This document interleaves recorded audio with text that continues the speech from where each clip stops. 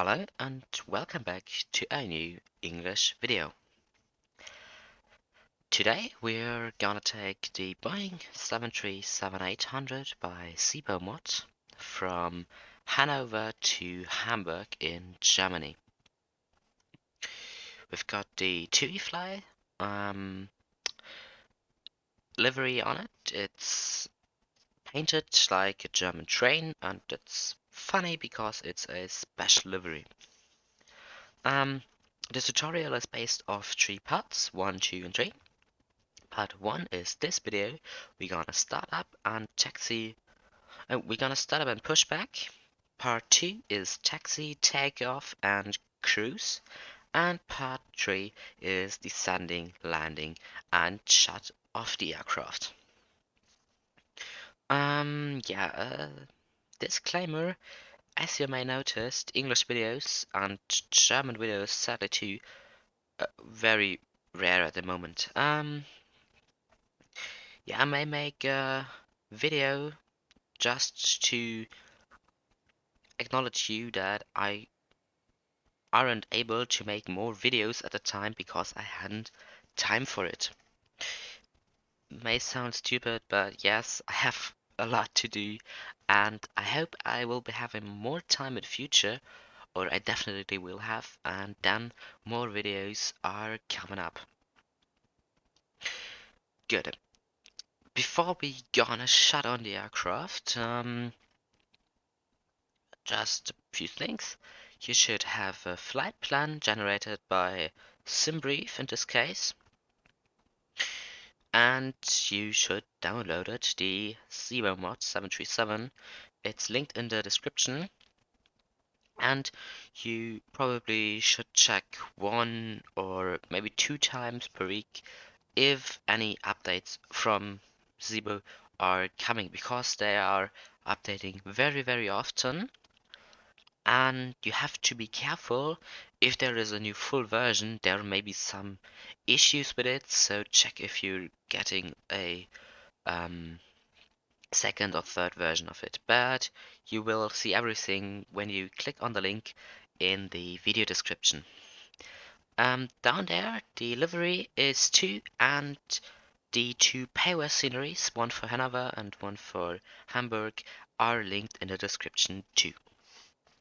Okay, we assume you have a flight plan, you installed ZiBo, and you installed, if you want, your sceneries you want to fly. So that's basically everything you have to do, and you are ready to go. So, and that's what we do. We are going into the cockpit. So, here we've got our route. We've got Echo Delta Delta Victor and Echo Delta Delta Hotel. It's Hanover and it's Hamburg. Our alternate is Copenhagen, Echo Kilo Charlie Hotel. We're going to flight level 230, and we got this route. Down here you have a small map which is displaying the route you're going to fly. But I think how to deal with SimBrief is another topic, and it's not that complicated.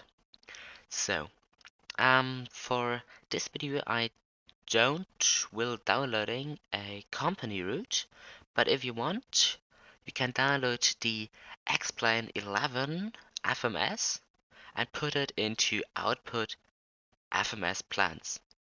And then you've got a company route, which you then can paste into your FMC. How that works, I will show you when we are going to program the CDU.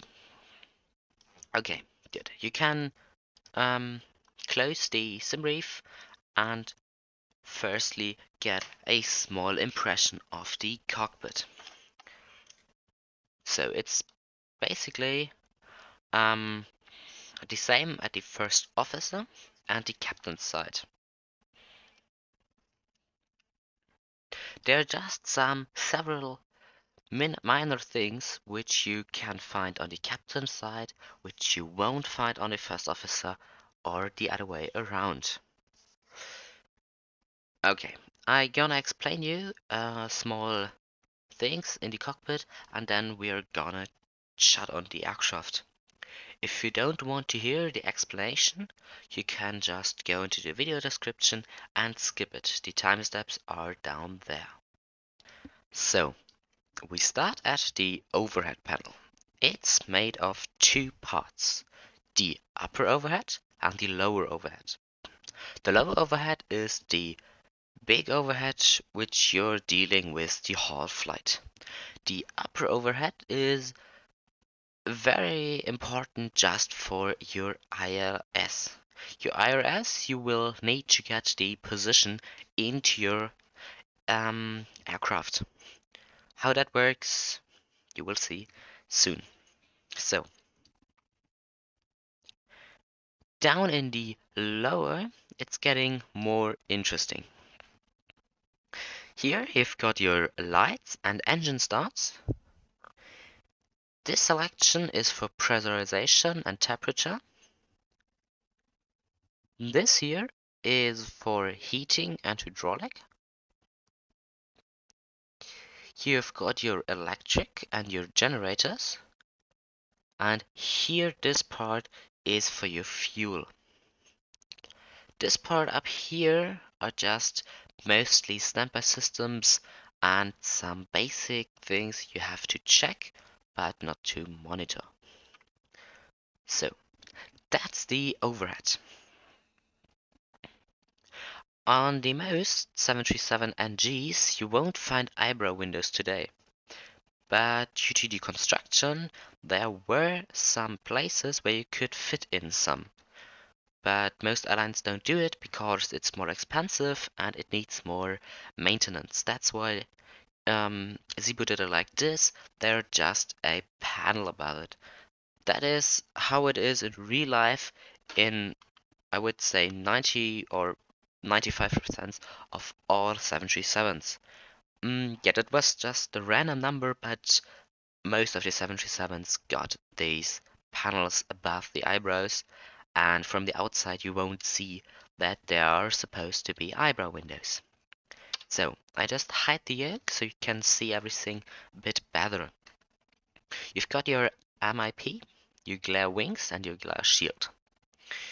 The glare shield is based off the autopilot and the two ethers.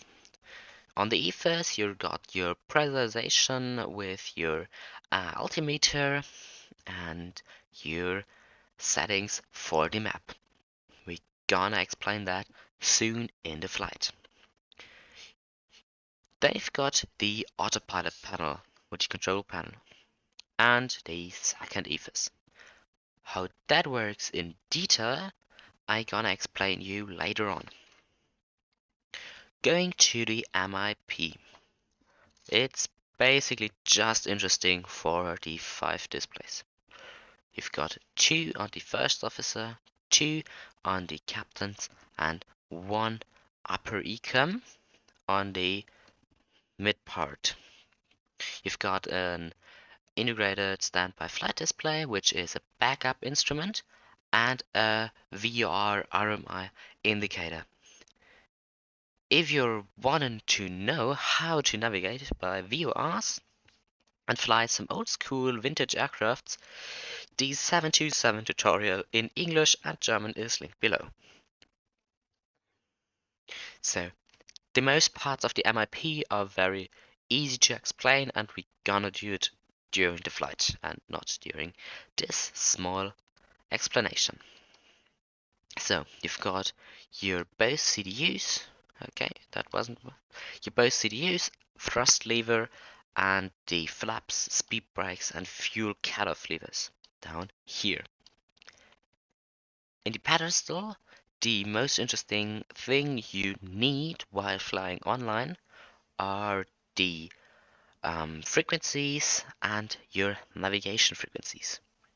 There is a possibility to make some other settings on it in the EFB. We're gonna explain that later on. I think I will do during the flight in some time with good time. Okay, that's it. With the important things, there are some backups or some emergency things like the manual gravity gear extension, which is down here. There are 3 of these handles you can pull out and the gear will drop automatically, or not automatically, hydraulically and by gravity.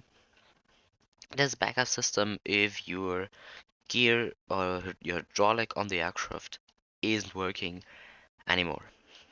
Okay, you can take place, if you like, on the captain or on the first officer side. I prefer flying from the first officer side, but it's basically the same thing. There are just some things you have to notice when you're flying on this side instead of the captain side. So it's basically completely unimportant if you're sitting here or up to the captain side while flying 737. So, go into your overhead. Before you can start up the aircraft, you have to check some things. ZiBo isn't loading correctly. That's like most aircrafts are doing it. Turn off these, go off. These are going off and these are going off. Now the aircraft is completely correctly shut off. Good. Now you want to start the aircraft. Check the gear lever is down, check your thrust levers are idle, your cutoff lever are cut off, your flap lever is at 0, and your speed brake lever is at fully down. Parking brake is set, transponder is off. Your fire handles are all in the armed position, and you can show your yoke by the way, and that's it. Now you know, okay, the aircraft is ready to go. The battery is up here. So, if you close the guard of the battery is on. You probably noticed it because there are some lights. You see here are some lights, the panel lighting on the captain side is working already, and some important things like mass caution or fire warning, excuse me, won't are working. Everything other isn't working. You see here at the first officer side, nothing appears. That's why you need the ground power unit. So, in my case, the ground power is already available, but if it's not, and that's the most case after updating or installing ZiBo for the first time, just go to Ground Services and GPU Connect. So, if you've done that, you can click on the GPU, wait some time, and there you have it. Your displays are alive. So you can turn on some lightning down here, here, here, here, and up here. And the aircraft looks much better. So, going to the overhead, arm the emergency exit lights. So, you're knowing the overhead of the 737, mid part, emergency exit lights. So, below it, you've got your fasten seatbelts and the no smokings, both to on. Okay, and by the way, I have to watch the temperature of my GPU because it's getting very hot, and I'm not quite sure if that's normal, but yeah. So don't be disappointed if I just take a quick look onto my computer and can't make anything for, I don't know, like 10 seconds.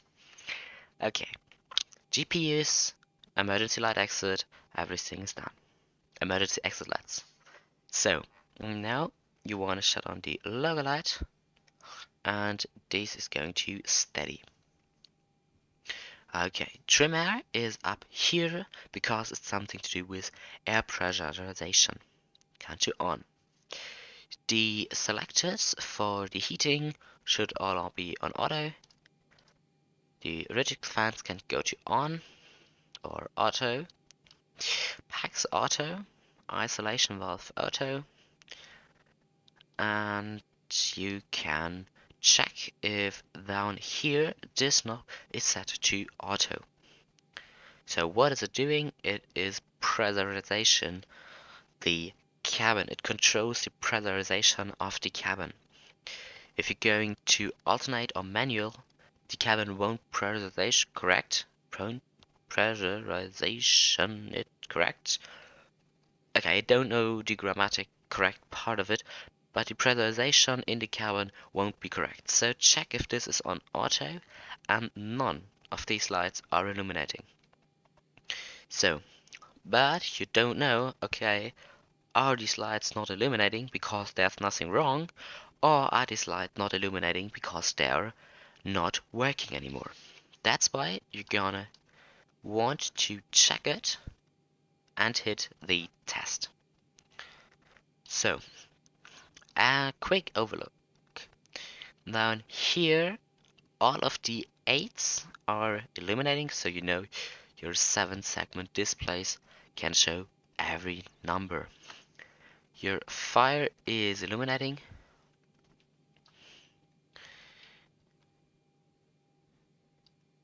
These are all illuminating. And very important, the overhead. Just a quick look, everything is illuminating. That's good. Can take a look up here, everything is working correctly. Cool. You know yet, everything is working what has to do with lightning. But if you've got an engine fire, you have an oral warning too. It sounds like this.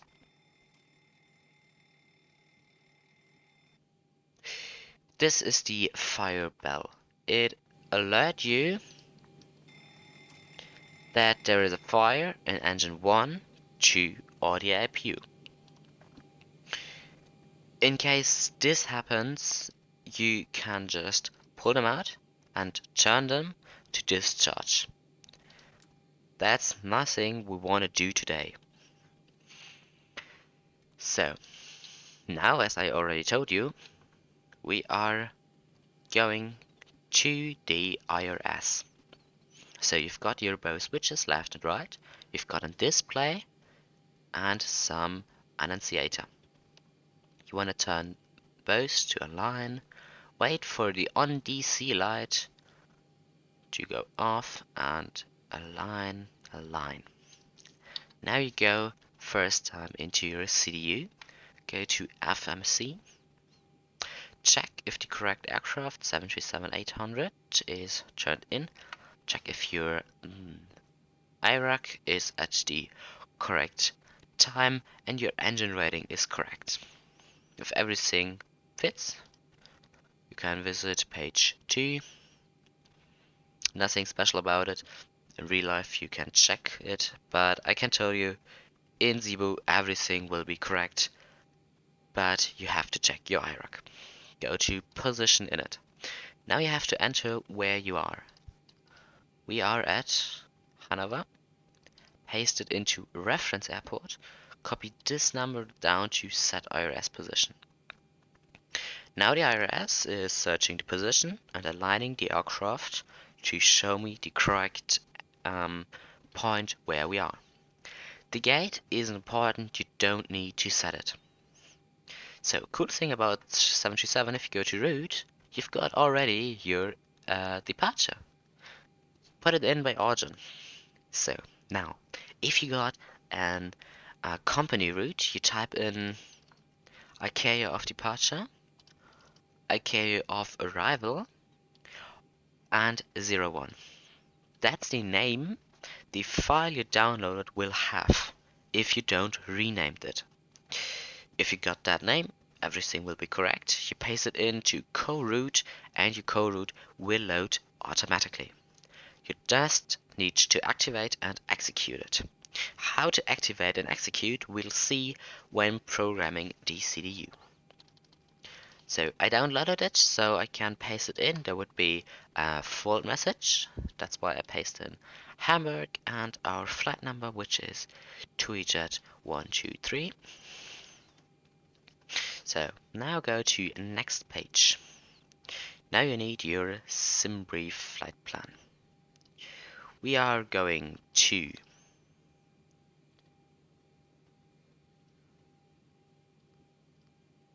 Charlie Echo Lima via Quebec 282 to Dearbo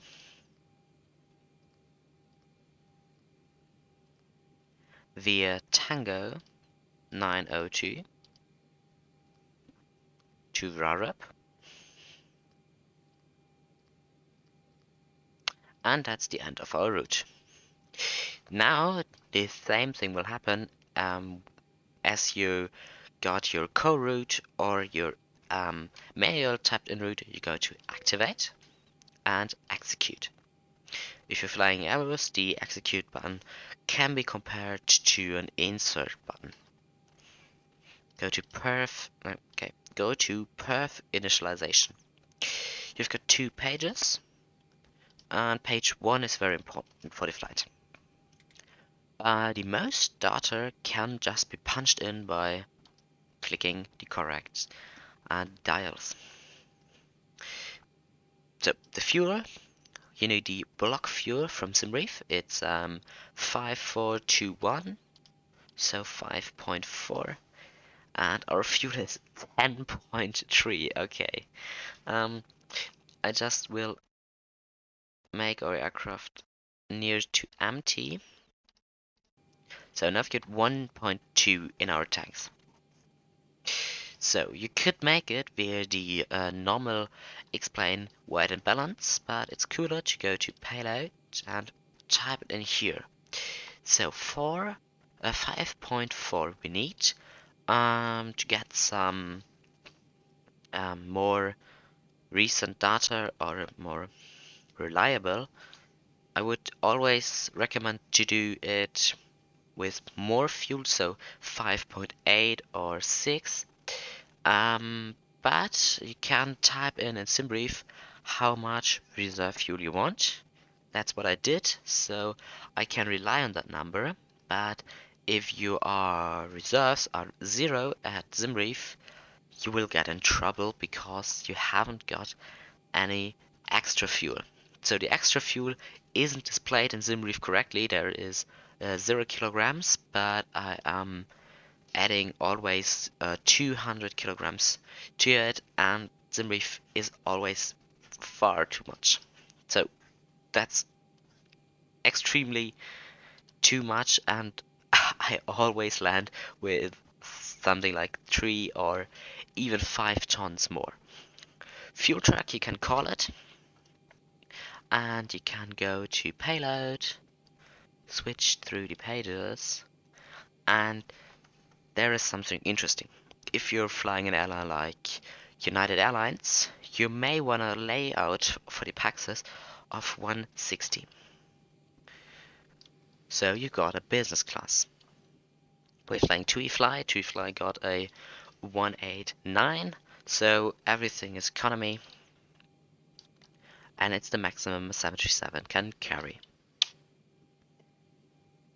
So down here there are some more information about weight and balance.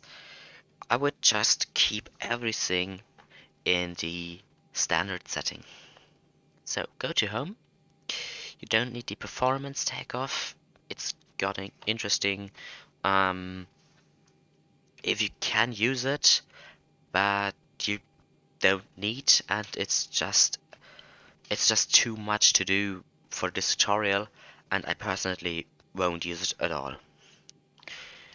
Cool. So now go to home and start the flight lag. So now back here, you see fuel is rising. We've made now 0.2 reserve. Got a cost index of 21. We're cruising at 230. Paste in there. Unable cruise out, that's a normal warning. Execute. And 1. Go to derated because you don't need to accelerate with Toga. That's like you would take off on flags in an Airbus. You could derate it even more to 22k, but I normally take 24. Go to takeoff. The normal flap position is 5. Center of gravity will be calculated automatically, and check QRH is on, so here you can shut it to off and paste in these numbers, and then you can turn it off. Go to departure, select your correct, oh sorry, I just messed up, and we take the cell 6 Sierra for runway 27 right and just execute. Cool. FMC is done. That's all you need to do. So you see iOS is aligned, FMC is done, and you can go to your overhead because there are some more things to do. Here you can tune in to 30 because it's our final altitude, and the 737 needs to know it via this small indicator. That's what we did on 7272. You can watch the video by clicking on the link in the description. So, you can turn on the heats. You can turn on fuel pump aft and start APU. So, APU needs to be on the start position for 3 seconds. So you can count like 21, 22, 23, and it will start automatically. So, you've got a low pressure warning. It's normal because it's running up. We gonna go and watch for it later. So, oh, that's the wrong position. Oh, it does. And now you can turn in. You are at 125 on V2. Tune in here. 125. It's done.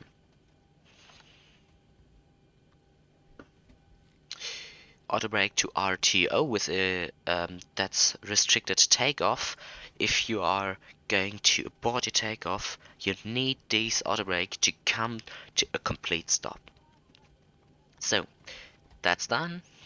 Turn in 5000 for the initial climb and the runway heading.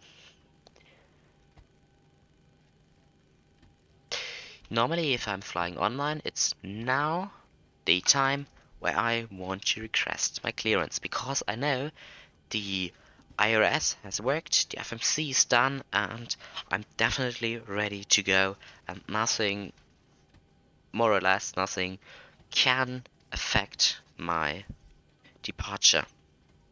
So, cool thing, you can go ahead, request your clearance. And I see this video is going about 30 minutes, and I can't cut because everything I've done here is something important. That's why we won't push in this video. I decided we just turn on the APU, call the push, and then this video ends, and then is the next video coming a week later. Go to your overhead, you see low overpressure is off, and you've got the green light at APU Gen APU. You can insert them by clicking them to auto, and then they click back like this. So that's done. Everything cool.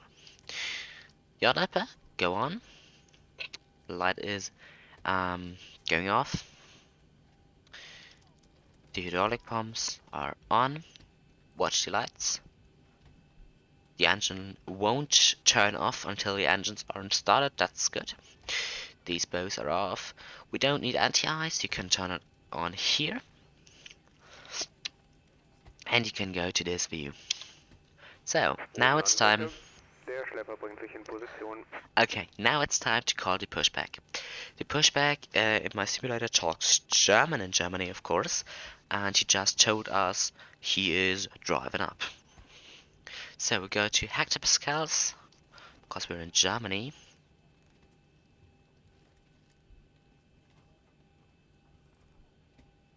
And now we wait for the pushback. Oh, it's custom livery, isn't it? Okay. It overall don't matter in this tutorial, but it's just a cool thing I just noticed because it's the first time for me pushing back at Hanover. Okay, cool. Everything is done. You can set your squawk. I just take 1, 2, 3, 4. The squawk will be given by ATC. So, next important thing you need to set. I go to the captain's mic selector, is this panel. You are transmitting on the frequency where got these 3 lights. And you go here, so receive where got this light. You can regulate the volume here and change between VHF 1, 2 and 3. What you're going to do when you are flying online is part of a separate video I am doing at the moment in German and in English later on, once for flying in Europe and once for flying in the United States of America. Will come soon. Cool. So, I always say cool if I done a sentence, I don't know why, so sorry for it. Turn on anti-collision lights, turn on the fuel pumps, watching the lights, APU bleed on, packs off.